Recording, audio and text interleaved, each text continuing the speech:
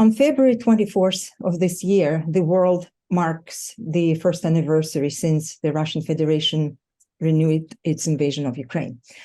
There are more than one front where the war has been fought, with many recognizing the importance of the informational front. The Russian Federation engaged in the information war with Ukraine and the world even before it launched its attack on Ukraine in 2014. Careful examination and deconstruction of the current Russian propaganda and its false messaging is now a key priority for our teams at the Canadian Institute of Ukrainian Studies and Contemporary Ukraine Studies program. In March 2022, as a result of hard work, CIUS launched its Media Monitoring Service. The Media Monitoring Service is headed by Dr. Alexander Pankeyev, editor-in-chief of the Forum for Ukrainian Studies. Weekly analytical reports focusing on leading North American publications are written by Dr. Ostap Kushnir, Kalaski Visiting Fellow at CIUS and in the Department of Political Sciences of the University of Alberta, and the Associate Professor at Warsaw's Lazarsky University. Olena Honcharova, a journalist with the Kyiv Independent, surveys Canadian media for our Media Monitoring Service. CIUS's Ksenia Marynyak is the consulting language editor for the project. The project is also supported by the work done by Kevin Thoreau, Media Monitoring Service project assistant. He is also a student at the University of Alberta in urban planning, and a senior volunteer for the Gateway, the university's student journal. Now, directly to the questions to the team. Alexander, can you please tell us, how did Media Monitoring Service start, and what was the idea behind it? What were the goals of the project, and what have been achieved? Thank you, Natalia, for the question. The need for the media monitoring has been emerging for years. Ukraine has been at the center of the attention of the world for at least 8 years, since 2014, when Russia occupied Crimea and launched the armed invasion of the Donbas region of Ukraine. At that time, we have witnessed the problem of proper reporting on Ukraine. If we look at how journalists, researchers, and all kinds of media covered events, they were doing it through the prism of Russia's state, through the prism of information coming from Russia, not from Ukraine. And one of the reasons is that Ukraine has been perceived in the shadow of Russian studies that have dominated the intellectual discussions in academia and in high offices in the West for a very long time. And the problem of intensified when social media become the most ubiquitous way of the dissemination of information, and Russia weaponized all available to it tools to shape the narratives and influence the public discourse that proved to be capable of influencing the trajectory of politics in democratic countries. So CIUS Media Monitoring Service aims to strengthen awareness about Ukraine from regional and global perspectives, while bringing attention to misinformation and misconceptions about it in North American analytical and political media. Our objective was to provide accurate information about Ukraine and report on other outlets that are still portraying Ukraine from the perspective of Russia, and even still using the same terminology that was employed in the Soviet Union. So our weekly reports published through the Forum of Ukrainian Studies, an open access analytical magazine run by CIUS Contemporary Ukraine Studies, pinpoint those, identify misconceptions and misinformation, and provide explanations where it is possible. It also helps us, the members of the editorial board of the Forum for Ukrainian Studies, to shape our strategies and find the best experts to address those misconceptions in essays and interviews that appear on the website of the forum.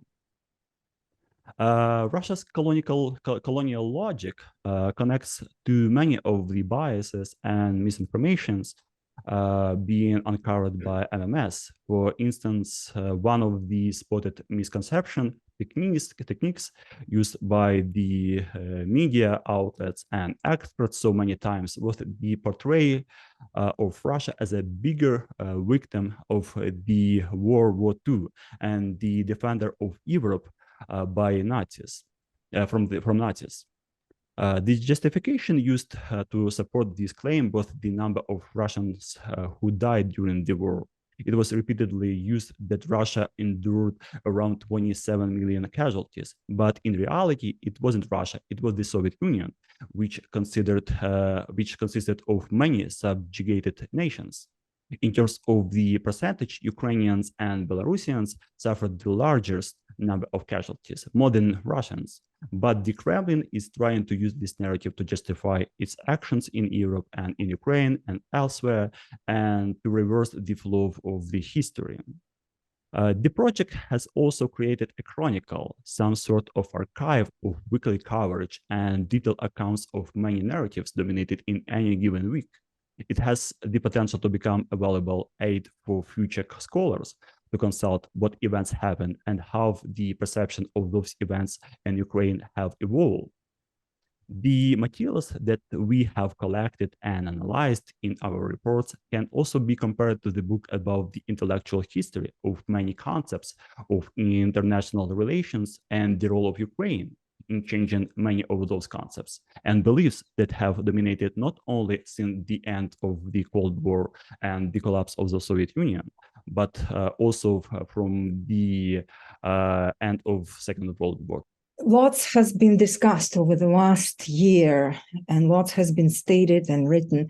How has the portrayal of the Russo-Ukrainian war changed in North American media since February 24 of the last year?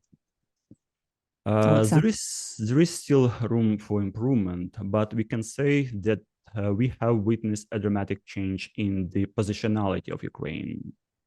Ukraine is finally regarded as the rightful actor on the international arena and not the object of the affairs and interest of others.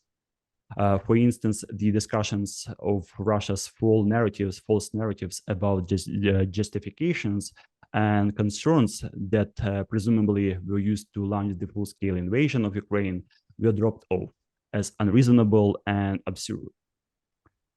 On the other hand, the narratives of support for Ukraine's rights for self-determination and protection of its territorial integrity according to the norms of international law intensified and form the agenda now. Yes, we still have big groups of intellectuals and officials that promote pro-Russian narratives. But it becomes more difficult to do now because the world learns more about Ukraine and sees the inconsistencies in facts that are reported and in their interpretations also. Thank you very much. I know there's lots of work still ahead of you with your team. Now, let's turn to Olena. Olena, I have a couple of questions for you as well.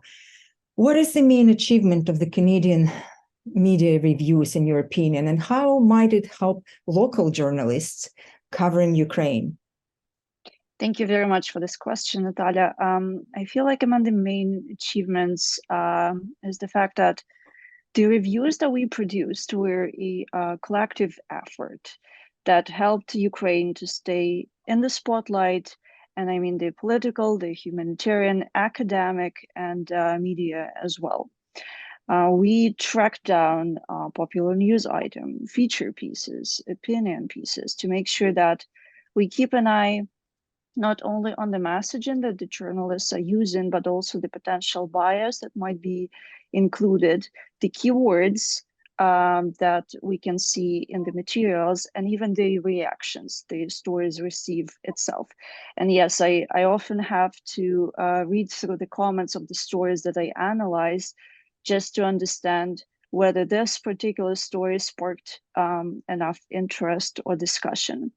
I also try to track whether the stories, the Ukraine-related stories that we analyze, were trending on the websites at the time of the review publication, which unfortunately wasn't often the case. And so this alone can be seen as a signal for journalists to maybe step up the publication efforts and include more stories with Ukraine interest in them.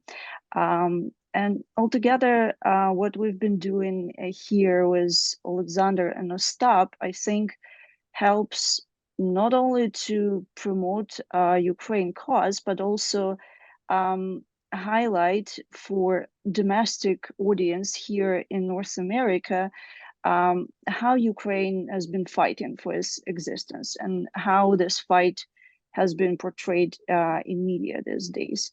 And I believe that these findings might help local journalists to understand what topics receive less coverage, focus on explaining certain war developments in a bit more detail, as well as, for instance, why the collective West, including Canada and the US, still need to support Ukraine with heavy weapons and other types of aid, despite the price tag attached and the burden the taxpayers inevitably might feel. So I believe this mission should continue, and the fact that we created what Alexander called the digital archive of all those messages that we've seen since February 24th last year will be a tremendous help both for academia and for media here in Canada and the US. Olena, thank you very much for outlining what you have been doing and focusing on. Coming back again to the work you have performed for the Media Monitoring Service, you analyzed both French language and English language outlets. Was there much difference in thematic areas or messaging they used in their coverage and reporting on Ukraine over the past year? Thank you for this question, Natalia.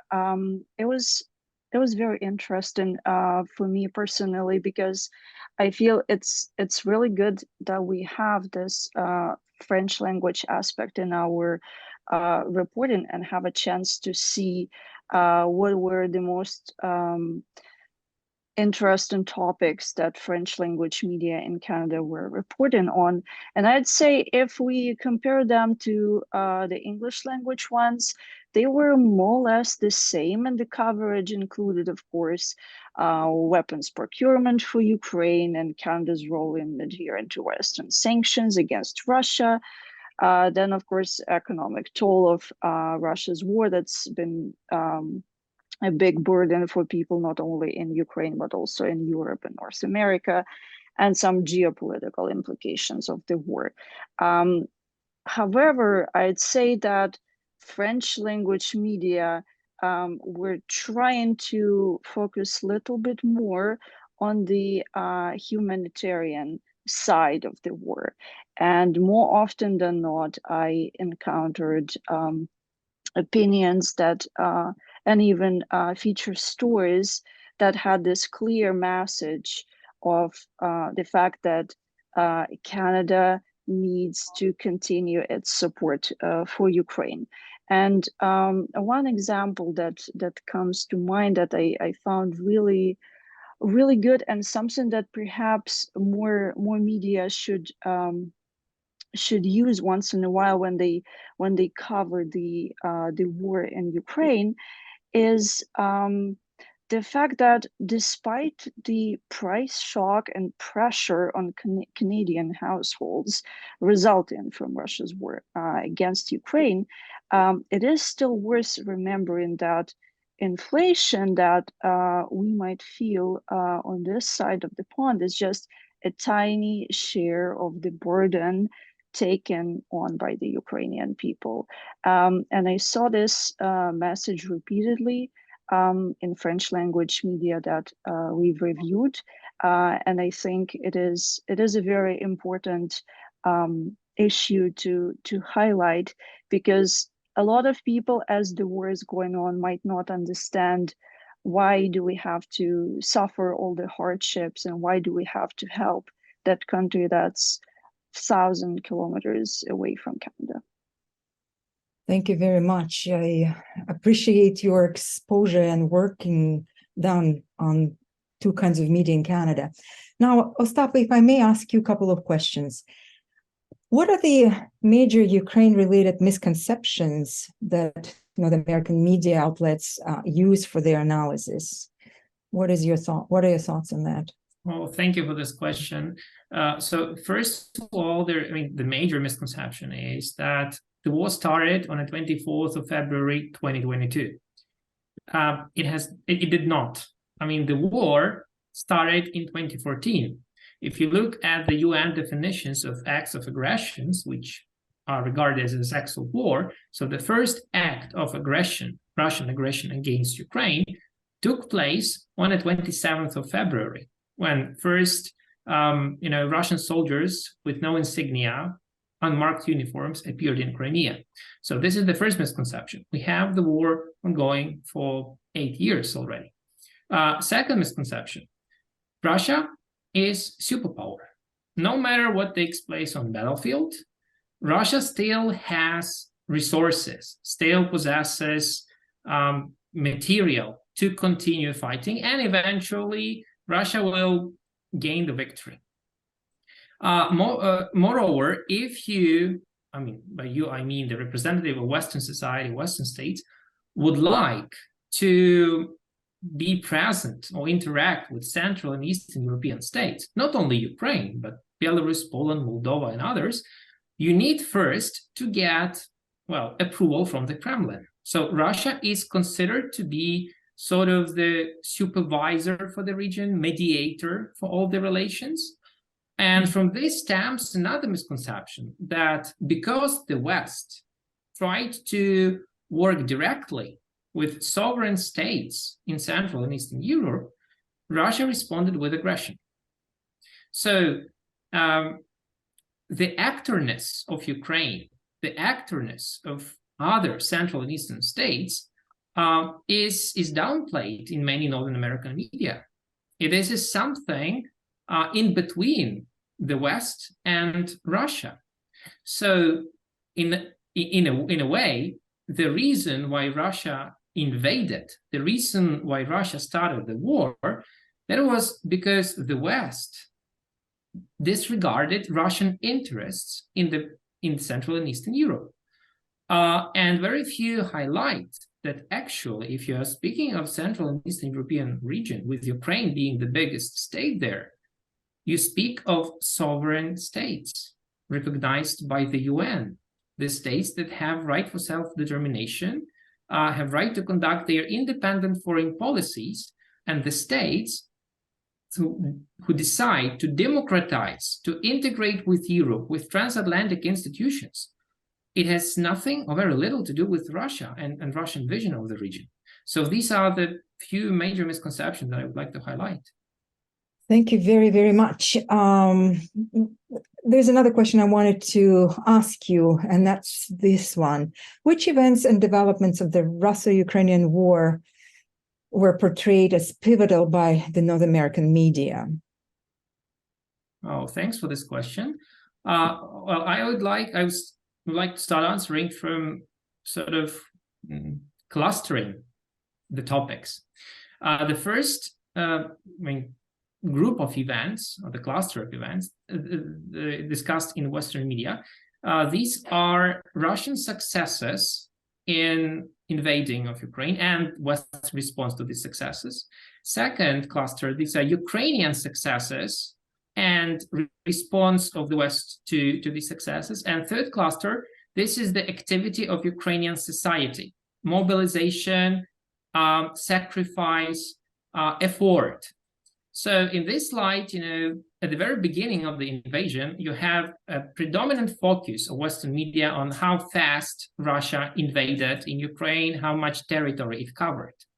Afterwards, when the Russians had to withdraw from the northern part of Ukraine under the pressure of Ukrainians, that was how well Ukrainian army performs. Then you have the Azovstal development, and this is the sacrifice of people. Mariupol massacre, again, the sacrifice and heroic deeds of ordinary civilians. These things were highlighted, and they were changing each other. In summer, for instance, when Russians advanced in Donbass and conquered Severodonetsk and other cities, Western media was speaking about that. When in September, Ukrainians launched counterattack and liberated the whole of Kharkiv Oblast, again, the admiration from the West came to how powerful Ukrainians are. Then there was explosion on Crimean Bridge, bombardment of airports in Crimea and deep in the Russian mainland. So all these issues were discussed. I mean, depending on who was taking the initiative, that was the focus of Western media. Thank you very much. We don't have much time left, so I'd like to ask all of you one question. If we are looking into a future, how you would like to see this project to continue developing? Maybe Alexander, you'll start. We'll follow in the same order. Yeah. Thank you, Natalia. So this project proved to be really important for the audiences, and I'm speaking in plural because we have different audiences that we serve. So not only the general public, but also policymakers. So I know that what we produce is really important to shape the policies in the West and how Ukraine is being regarded by the West. So, and just surveying all kind of the narratives and providing explanations. So we provide information for those who are responsible for making all kind of decisions, that they will be informed really well on how Ukraine is actually on its position. So it's one of the reasons why we are doing. But the second reason is scholarly reason. The scholarly reason because Ukraine is still undiscovered for the world.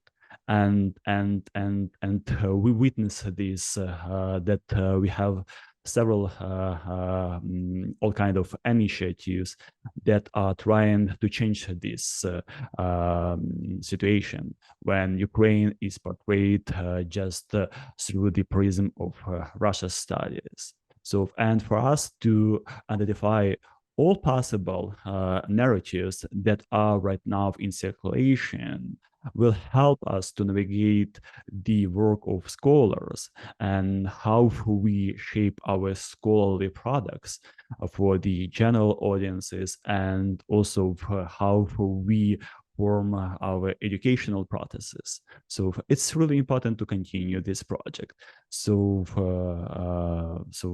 because of all of kind of pressing issues right now. Thank you, Alexander. Ostapa, do you want to add a few words?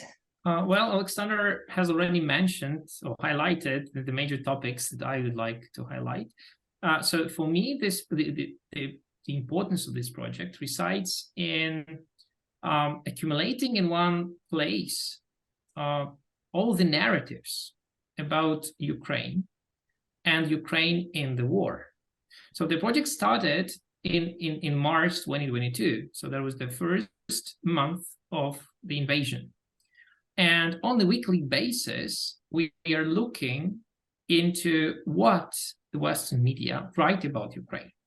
What are the exact narratives they highlight? What are the exact facts they use and arguments they operate with?